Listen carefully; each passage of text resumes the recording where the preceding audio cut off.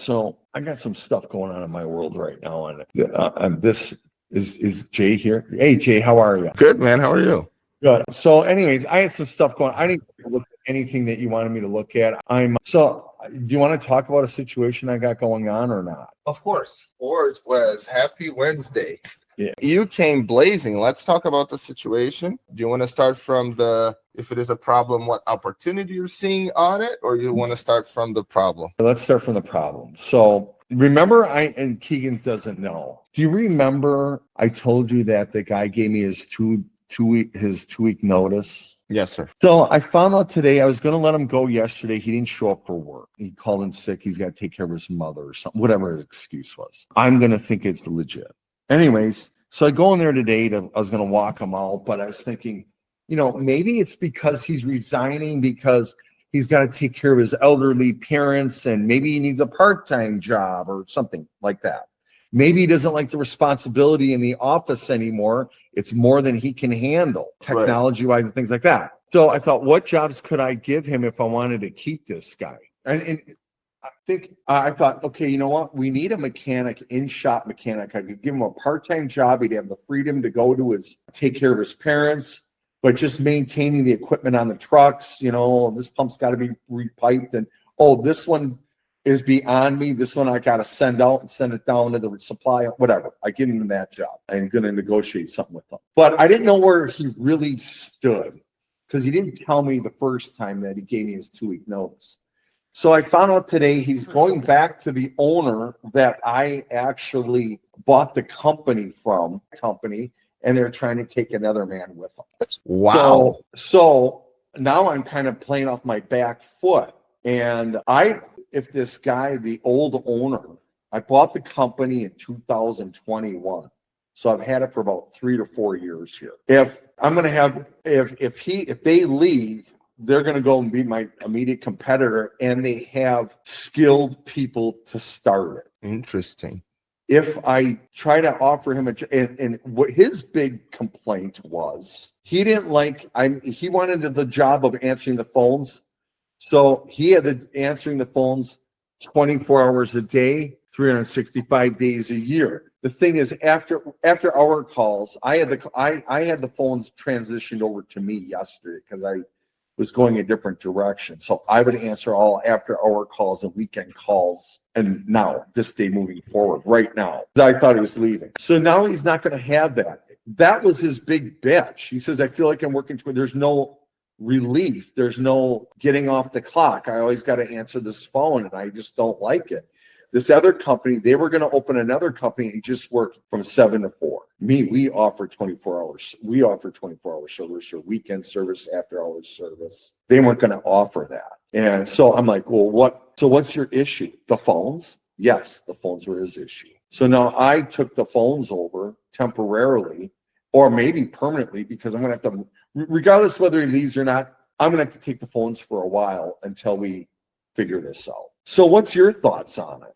Now, he wasn't the greatest manager, and some of the things he was doing were not the way I see fit. And you heard me having complaints about this in the past. But I'm making a fucking lot of money on this company. Do I rock the boat and possibly screw it up? By saying, fine, get the hell out of here. Take that guy with you. And all of a sudden, you know what I mean? And then I've lost half of my skill. I lost some good skilled people. I gave them a jump start on their company because they have skilled people to do it.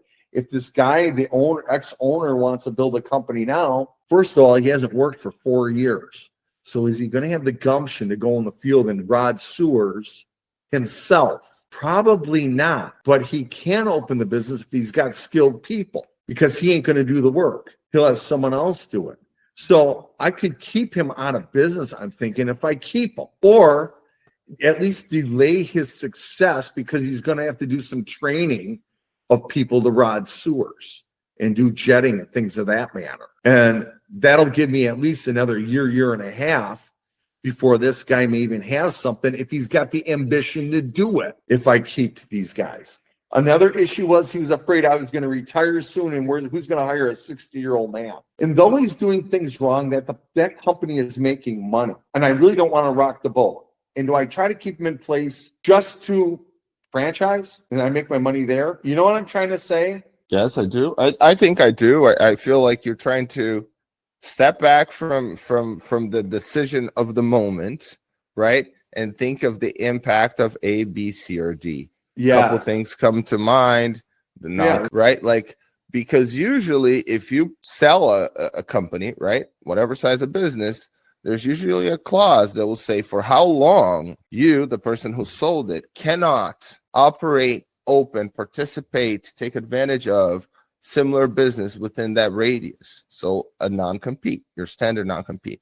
So there's tons of questions there. So yeah, the first thing I probably would have done whenever you found out that was look at the purchase contract, whatever document you guys signed, and if there was any clause of that. Because if there was, and that time hasn't passed yet, then you have a claim against the other guy and you solve all the problems just by making one phone call. I'm actually have the contract being looked at right now. I had to come on the podcast, otherwise I'd be doing it myself. I gave someone else the job. Hey, I want you to read that contract, see if there's a freaking expiration date when this guy can be a competitor again in it. And let's say that time has lapsed, it was 3 years. Then can he open a business? Is it legal? So that's what I'm trying to find out right now. If it is legal, what he's doing, then I have a decision. Right, of course.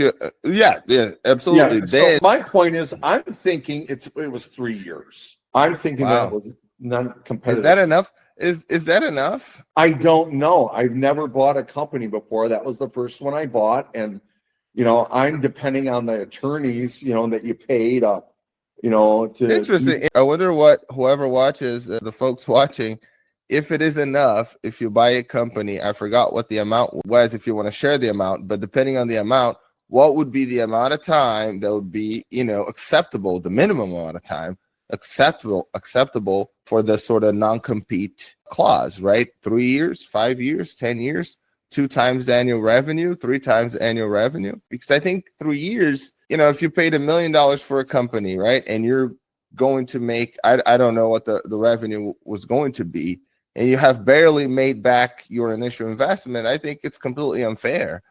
I don't think it's enough time, I don't need money back and use that. Yeah. So that is being looked at now. But in the event that the time has lapsed, I got to make a decision with this guy and possibly losing to a competitor. And like I said, he had a following. That's why I bought the company. It was a good company. You know what I mean? I don't want him to fucking take hold of it again and I lose everything I got going on, or put me in a hurt locker of not having good talent where I had good talent. And I still have some more talent in there.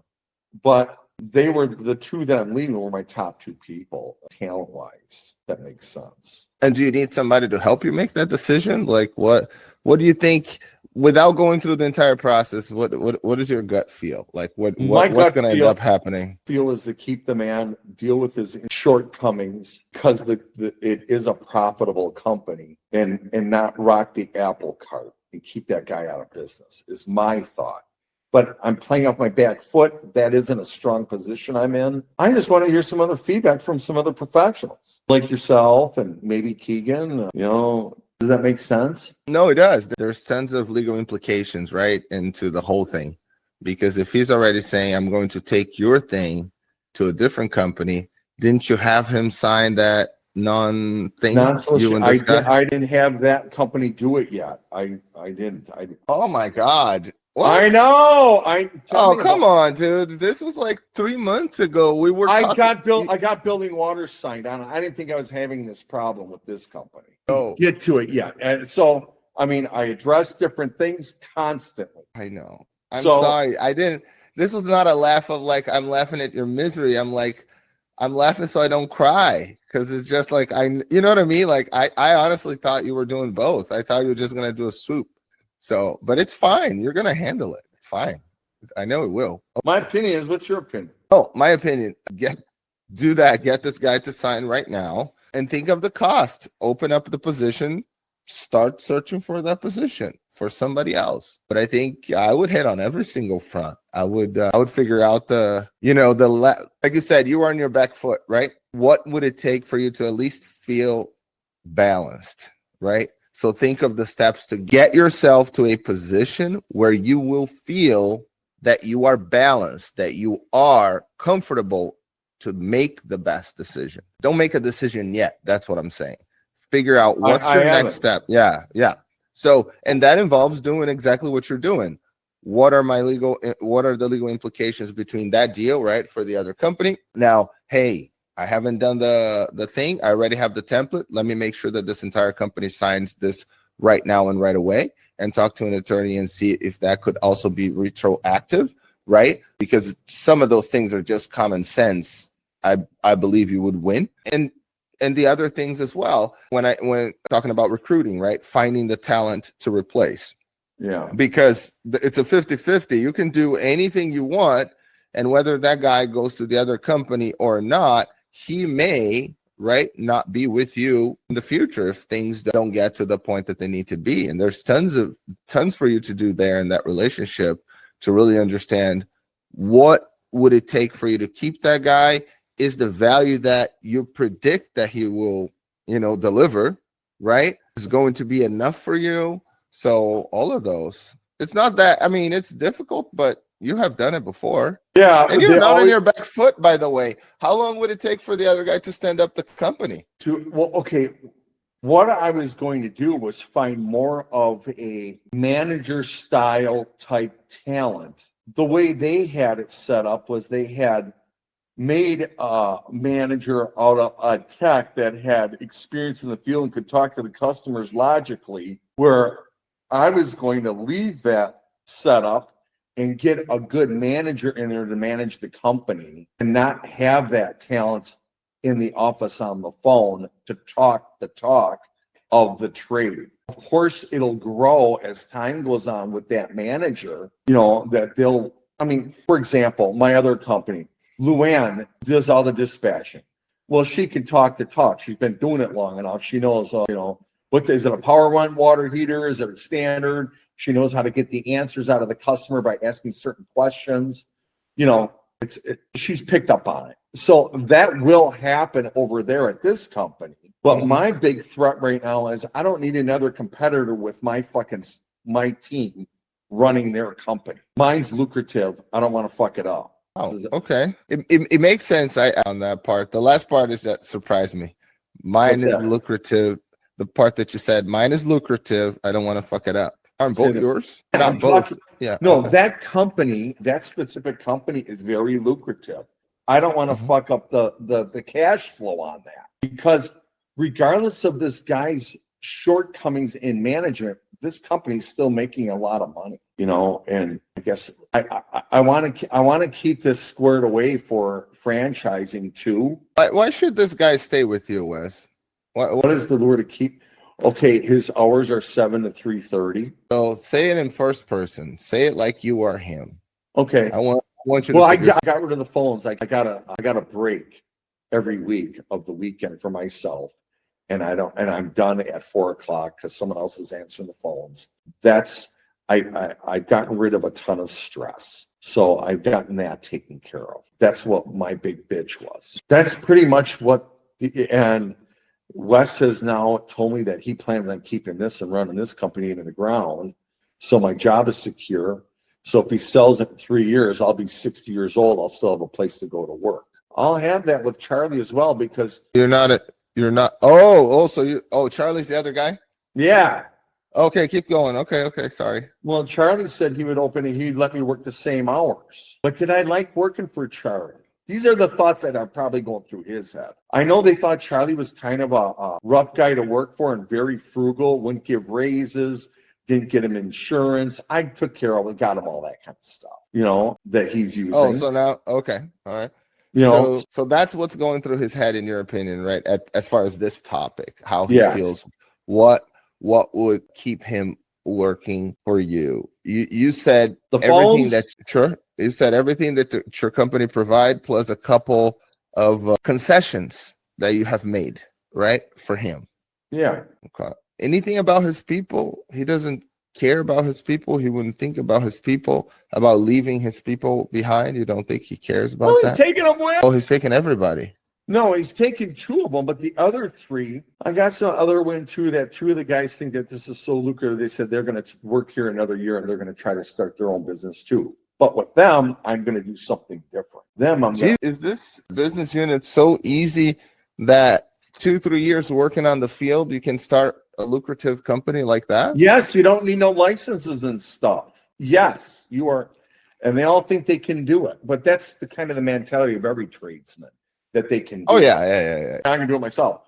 But the thing is that with the other two, I'm thinking of, you guys want to leave me? How about if I do something better for you? What about if I sell you a franchise with a $35,000 investment and I take 7% and I will coach you? I'll give you everything you need to run your company, run it out west of here, out of my range. So I'm growing a franchise. They have their business and I have my corporate office as well.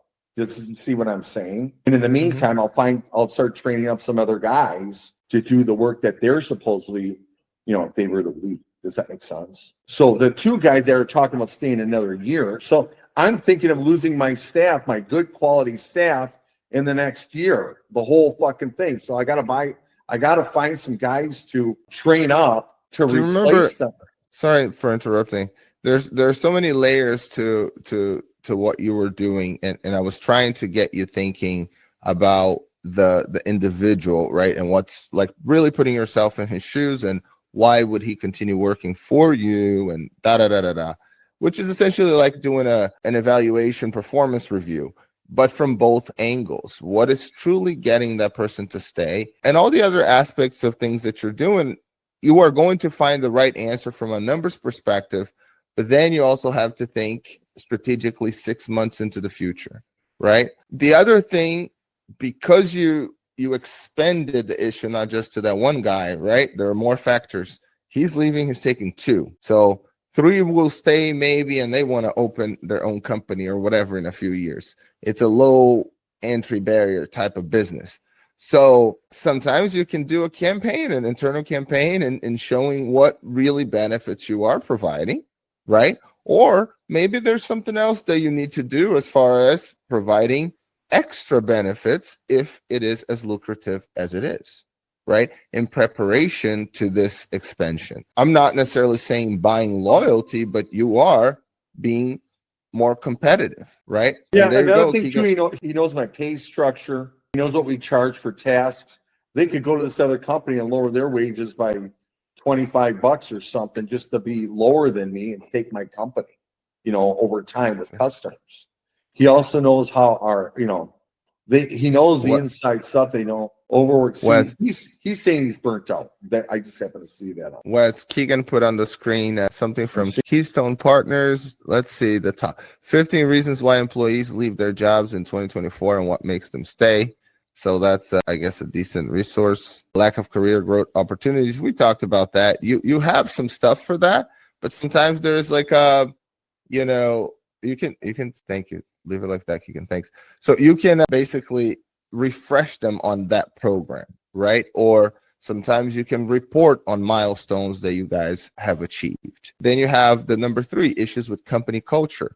About 2 months ago, I think you did the event that you had like the floaters, wasn't it? Something like that? Yeah. The St. Patrick, correct. So what is the next one? What activity that everybody's working as a group, right? That has, like a common goal that is not necessarily just to put money in the coffers of the company, right? So, and that hits the other 3. So I think when we get to a situation where we feel, at least here's what I do when I feel in a situation. As you said, I feel like I'm in my back foot. What I do is go back to the fundamentals, right? Sometimes is look at the numbers. How are my results? What were my expectations overall? Am I meeting? Why not?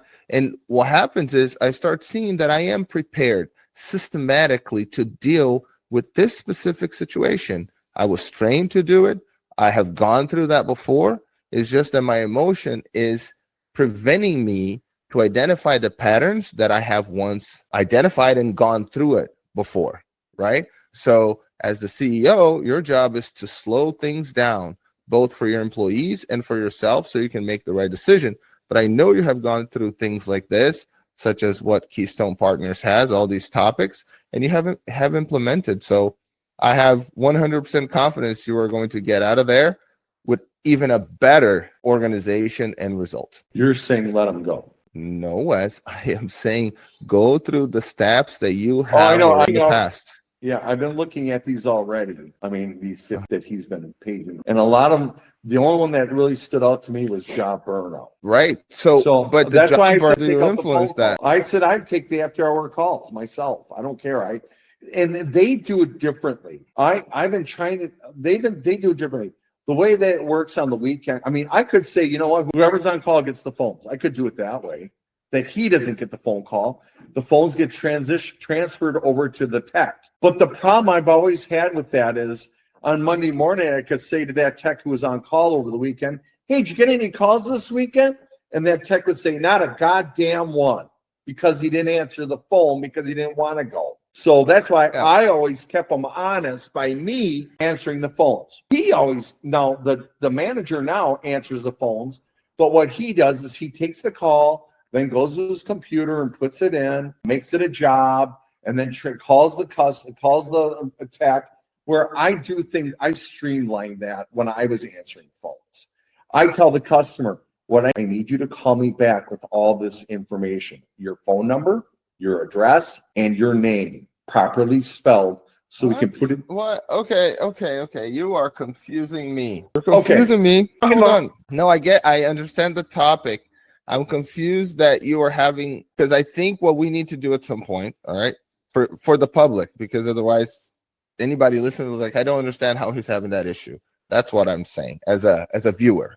So what you were sort of describing the process that any one of your techs would go through to pick up a phone after hours, correct? If they were the person on call. Is that what you're describing?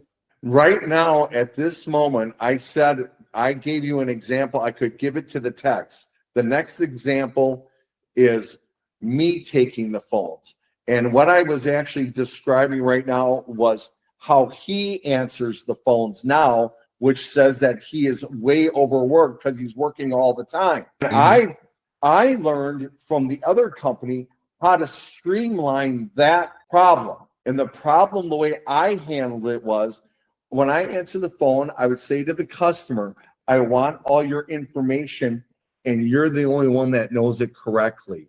So I want you to text me all this information. Once I get it, I'll respond back that I got it, and we are now in the process of getting a tech out to your home. So and then I'd give them the number. They would text me. They would text me that information, and then once they get the info, I would say, okay, I got it.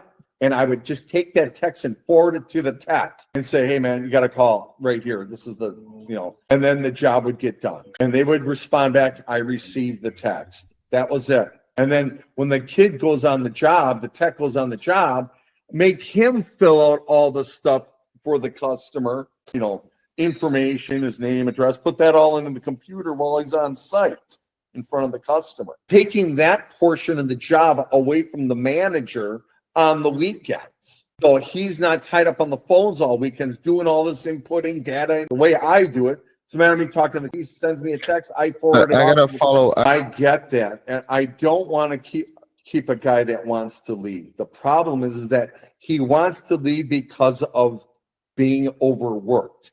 So what is the problem? We have an overworked employee. What do we do to fix that? I'm taking the calls. I'm taking the phones right now.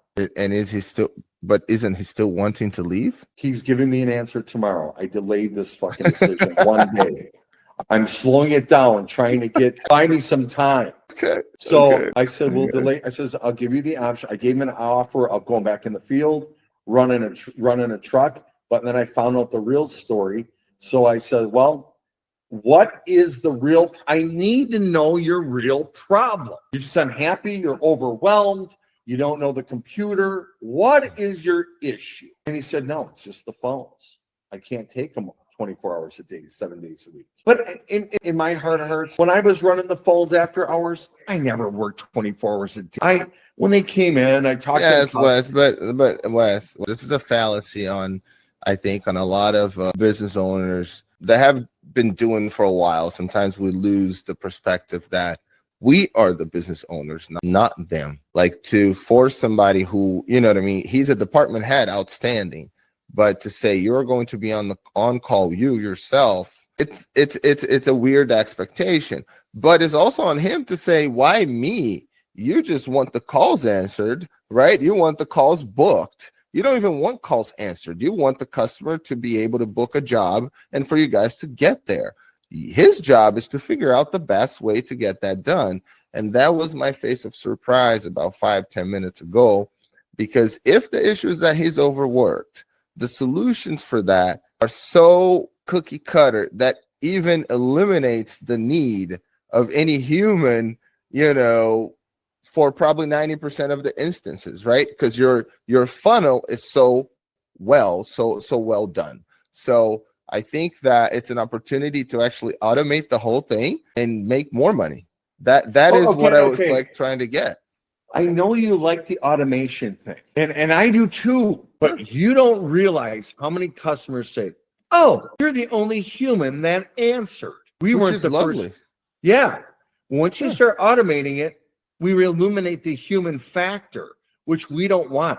That gives us a sense of being down to earth, a real company, with people that care. When you're automated, you don't. I know you can laugh about it, roll your eyes, and do whatever about that, but I didn't even roll. Like, you're trying to read my face. I was actually smiling. I read it with pleasure in my soul to say, I believe you can get both. I also do believe that there is value on somebody saying, hey, I actually got to speak with a human. The question is that after our call, right, the best use of a human and of putting stress on your workers, especially when now you're talking, I need to train 3, 4, 5, 6 people to make it a fair environment, right? That everybody answers, everybody sort of covers it on how to answer the phone and what are the proper questions to answer. How about if the person was kind of, on the couch, almost, going to sleep? What will be that call? So you have to think about that as well. You answer with, all your strength because it's your name, it's your company, it is Building Waters, and you want to talk to that person, and that's you, not them. And I think it's a tall order to expect that they do that without training and all of that. With them answering the phones after hours. Is that what you're talking about? You need to be a little bit more a leader on that, on putting the right person for that job, if that's what you want. You put the right person for that job, and them being on the call then becomes them answering the call and going to the job, right? So now you're talking about something different. What did you put there here, Keegan? Striking a balance between automation and the human experience. That is, Keegan, I do not read that. What are you doing? It's small. No, the size is good. The how fast he thinks I can read. You're dealing with an old guy. Right. Automation speeds reporting, but human expertise, of course, is crucial. Can peak productivity by achieving through automation without sacrificing human experience. Ask Russell Gammon, Chief Solutions Officer, Tech Systems. Yeah, tax industry, application span. So keep going. Finding the right balance. Identify which tasks can be automated, of course. Reskill and upskill employees. Yeah, we're talking about that. Involve employees in the implementation process. Absolutely, which goes into the company culture. Focus on higher level tasks. Prioritize customer experience, et cetera, et cetera. So, Wes, if you were to just print this page, right, and go back to your guy and say, hey, I think that our solution, would fix the problem, right, me answering the calls, I don't think it does justice to our customers, to our product, and to our people. So let's work together in coming up with something that automate the right things in this process, but also, gives the human experience or keeps the human experience in the process and gives the right information for the techs to be dispatched to the job, a job that actually exists. So you can do that, a plan, and even give a bonus once it's fully implemented. That's, again, doing what you do when you see problems. What is the opportunity there? And I think you both have an opportunity to start seeing these things that generate spark and tension and employee dissatisfaction as an opportunity to adjust, sometimes not necessarily who does the work, but actually, is there a work that needs to be done there the way that is being done? Automation is not always the solution, but understanding your process, why it exists, and if it actually adds value to the final customer. And sometimes adding value to the customer I add a value to from my employees is also a bad equation, right? So you have to think of that. So when folks say involve your employees, is not to kumbaya the thing. It's so you have the right stakeholders in the room making the decision that is better for the entire organism. So when you say, should I let them go? No, you should follow the process, which involves all these steps that we're going through, right? So no emotion, really, just objectivity, doing what's best for the organism. And you still have steps to take, both on talking to your employee and understanding the process that makes this whole thing more competitive than your competitors, of course. Do it right. Cut once. Or not cut at all. Sure. Cut once as a decision. Make one decision. I understand that, but you used the term cut. You could have said any other word, but you said cut. So I just had to reiterate. Maybe keep the guy.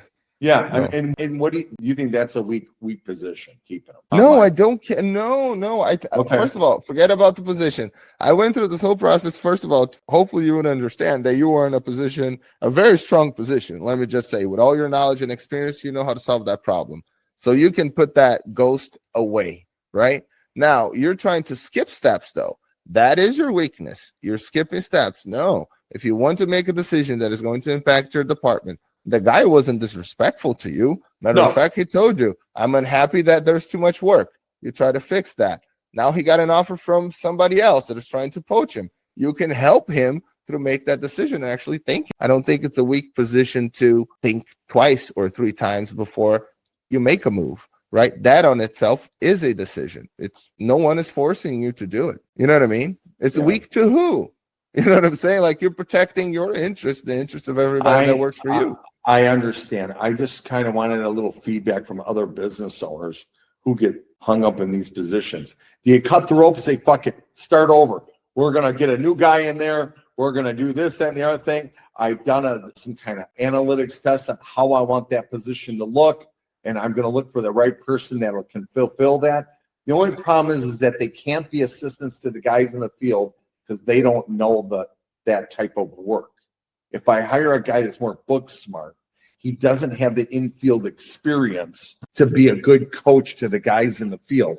That's why I like the guy I got in place. Which is all part of the process. So you have your, the things that make you want to keep him, and you want to keep him anyway. You want also to help this guy in the future. He's going to experience the same situation where he's going to be approached.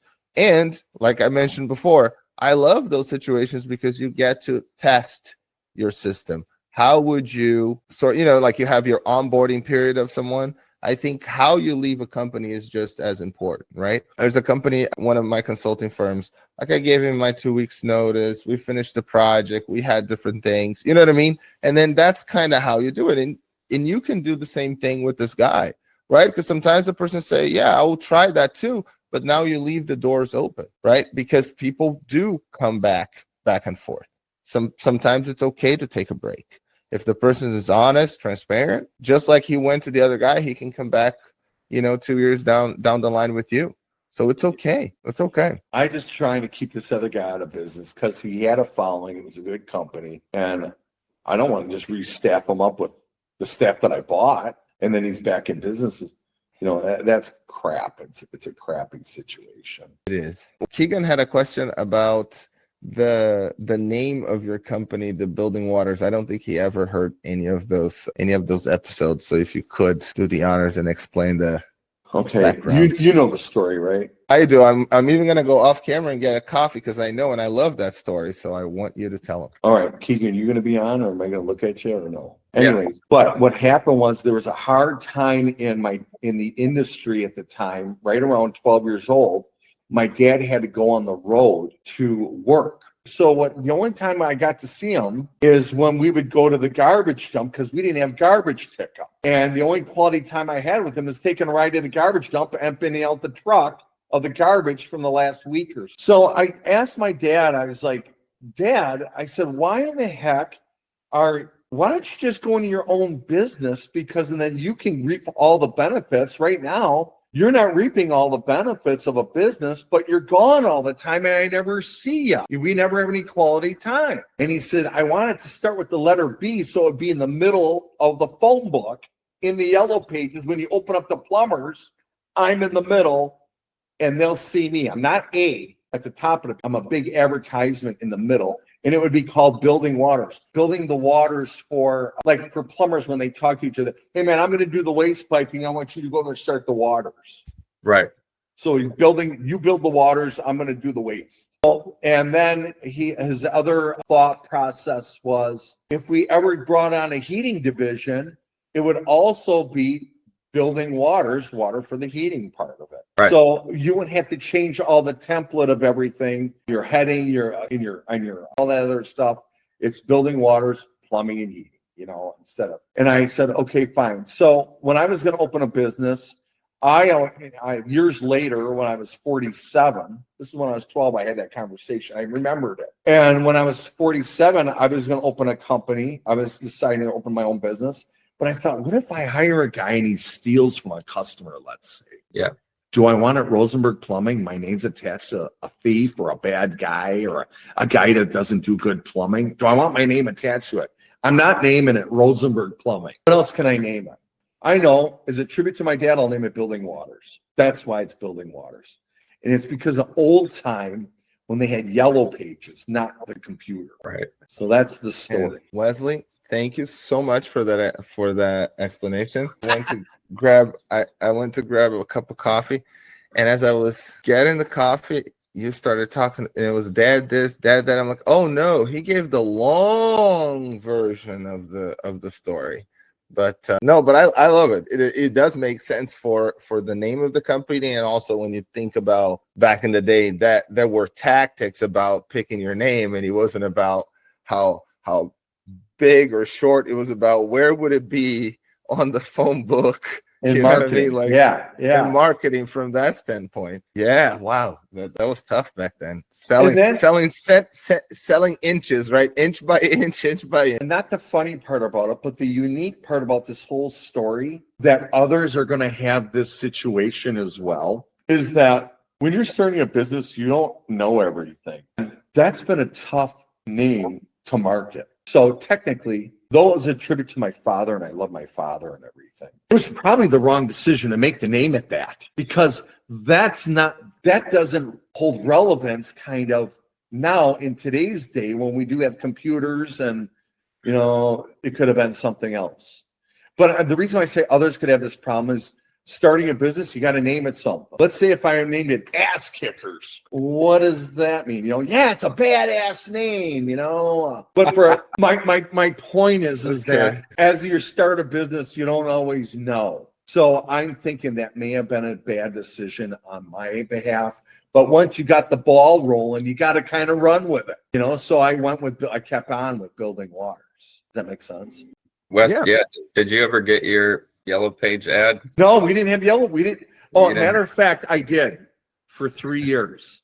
Nice. For 3 years, I had the Yellow Page ad, and you know what? It cost me $33,000 to advertise in the phone book. Full page, all color ad.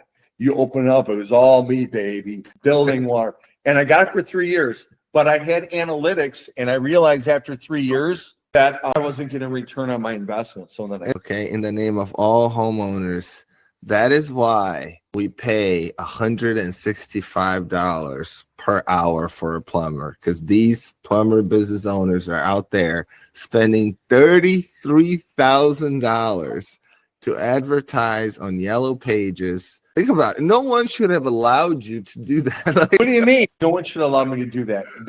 I grew fast. Was it worth it? Was it worth it? What, the $33,000? Yeah. Do you remember? Oh, yeah, it was. They had to do a phone campaign to get me for 35 calls, which they promised. I have a couple lessons. Some are self lessons. I just learned myself with the extra laughter, because I laughed at something, but I misunderstood what you said with $33,000. It would have been funny if you just bought an advertisement, but you actually bought something with a guarantee. Right, guaranteed the results, and they said, "Hey, if you're not getting these 35 calls a month, right, which how much it generates, we are going to do a marketing campaign to get your phone ringing and get these jobs in your book." And you're saying they did that across those 2 years. So now maybe we don't have time for today, but it would be a question that I would love to explore. When did that stop? And what are you using today that sort of mimics, right? Who gives you those 35 jobs now that you don't have the yellow pages? Are you asking me that you want an answer now, or are you waiting till the next show? It's however you want.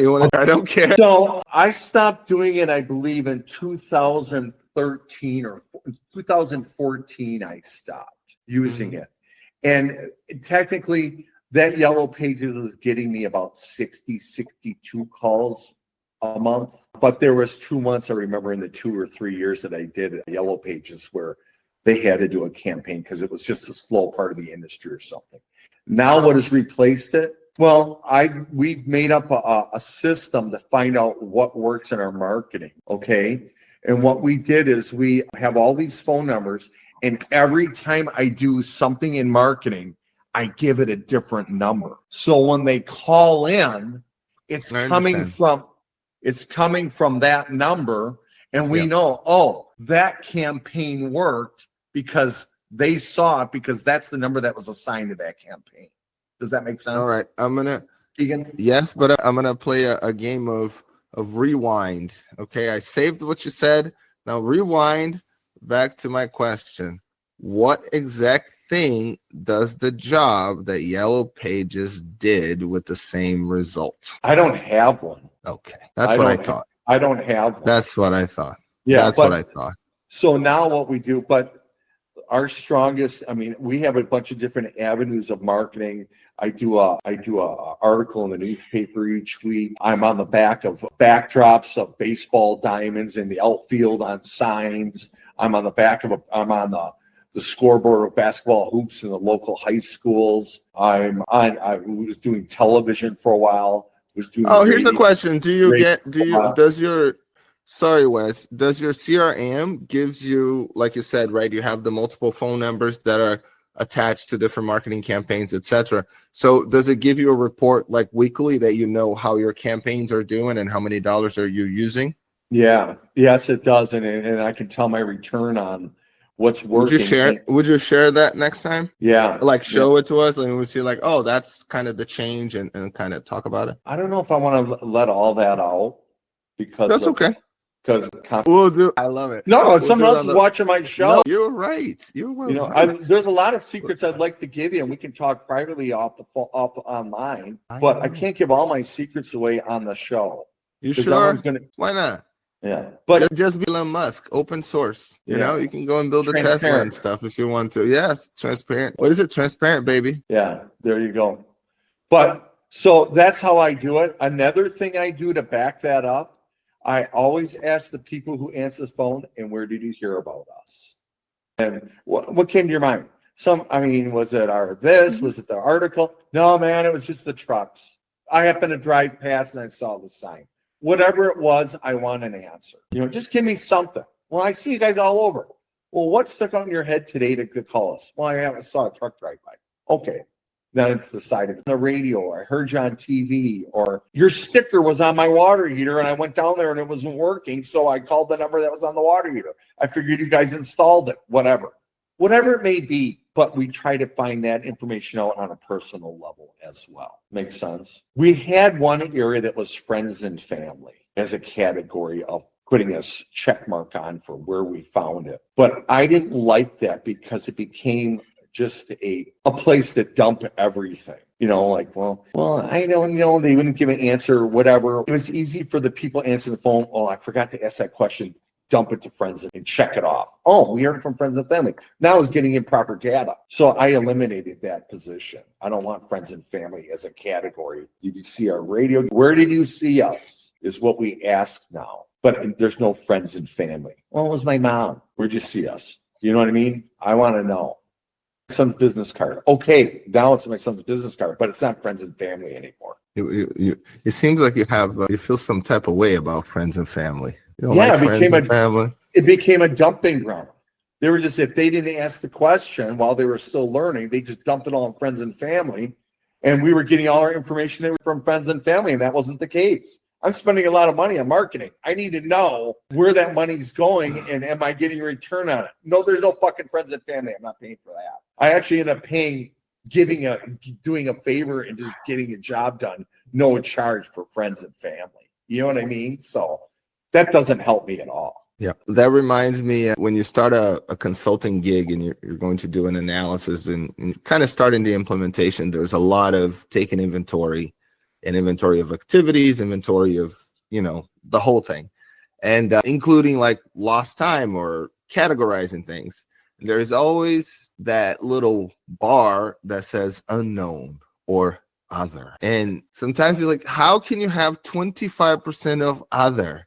What is that? So it's like, forget anything else. Your job is to go ahead and get me 80% of that 25%, detailed what it is. If you manage this thing, brother, you need to know what this other is. You can't be 25%, right? So that's usually like a low-hanging fruit. If you know that an unknown, if too frequent, becomes the thing that you need to go after and try to define. And in your case, it's like, that doesn't tell me anything. Everybody's friends and family, so nobody's friends and family, because it doesn't help you, right? Right. It became a dumping ground. So my guy, there was showed an inefficiency for my office staff when they're dumping it in friends and family. So I eliminated that line altogether. I'll give you a possible hack, maybe for folks that talk through that deal on the automation sort of world. They're saying, okay, I love what you guys are saying as far as identifying any type of dumping grounds, like of data, right, of information in a sales flow, a marketing flow. But how do you do that? Well, it's easy. He said, I am not putting on my form friends and family anymore, right? But Wesley had to make a decision, tell somebody. Then somebody went there and changed all the forms and someone that is managing their business out of one little office. And he has, all those things, all gazillion of different forms out there. How can they make sure that even a specific answer doesn't become a dumping ground, right? Because sometimes people just decide that they're always going to select a TV ad because it's one of those 4 options. So still, you have a dumping ground that you're thinking that it is a TV ad, but it's not, because that number is never really changing, right? So then you lose that relationship between what kind of data point you're collecting versus, the quality of the data that you're receiving. So here's the hack. So for those that are dealing in the automation, one thing that you randomize the label of the questions. So you change, order of the questions, label of the questions, but still giving you essentially the same type of information to trick people on how they read. So they will answer more truthfully what they are saying. So instead of asking how many people are going to show up, 1 or 2, you write it in first person. I am coming and I'm bringing someone else, or I am coming by myself, right? So you change that, you change how the person reacts to the question, and you might get more truthful answers. So you make more humane, even the automated process, Wes. There is the empathy and the humanity that you can sort of embed into how you do things. So even when I'm talking automation, I'm really talking reducing friction between the relationship, customer, organization, employees, etc. It was a nice day today. We had a lot to talk about, didn't we? Yeah. So see you guys next Friday. Yes, Wes. People can subscribe to this podcast and at the what is it? At the CEO Grind.